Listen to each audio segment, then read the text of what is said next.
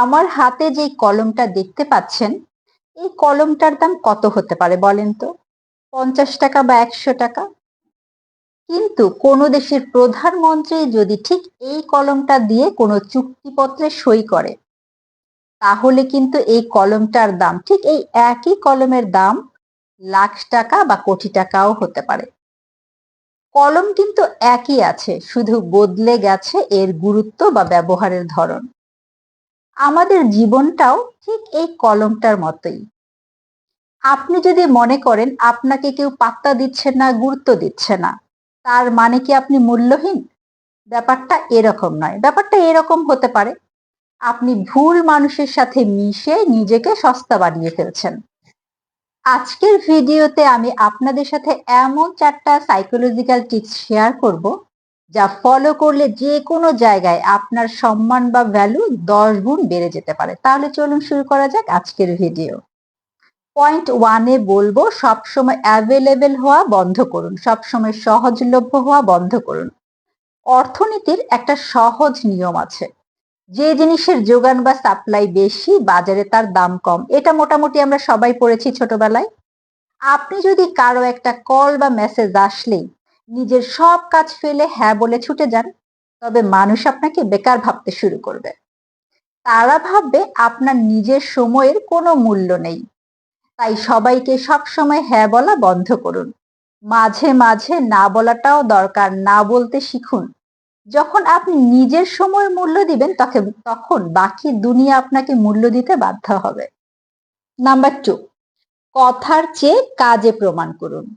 খেয়াল করে দেখবেন, যারা সমাজে সত্যিই সফল বা পাওয়ারফুল মানুষ, তারা কিন্তু খুব কম কথা বলেন। তারা নিজেদের প্ল্যান, নিজেদের দুর্বলতা বা পরবর্তী পদক্ষেপ সবার সামনে ঢাকঢোল পিটিয়ে বেড়ান না। আপনি যখন আপনার সব গোপন কথা বা আগামী দিনের প্ল্যান সবাইকে বলে দিবেন, তখন আপনার ভেতরের রহস্য বা মিস্ট্রি হারিয়ে যায়। আর যে মানুষের কোনো রহস্য নেই, তার প্রতি মানুষের আকর্ষণও কমে যায়। তাই কথা কম বলুন, কাজ বেশি করুন। আপনার সাফল্যকে কথা বলতে দিন।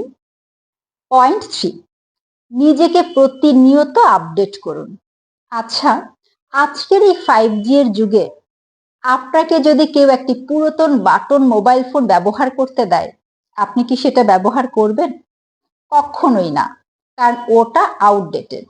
ঠিক একইভাবে আপনি যদি 5 বছর আগে যা ছিলেন, আজকেও মানসিকভাবে, ফিজিক্যালি বা স্কিলের দিক থেকে ঠিক একই জায়গায় পড়ে থাকেন, তবে সমাজ আপনাকে কেন ভ্যালু দিবে? যুগের সাথে তাল মিলিয়ে নতুন স্কিল শিখুন, বই পড়ুন, নিজের বুদ্ধিমত্তা ও ফিটনেস বাড়ান। নিজেকে এমন ভাবে তৈরি করুন যেন মানুষ আপনার সাথে কথা বলে নতুন কিছু শিখতে পারে।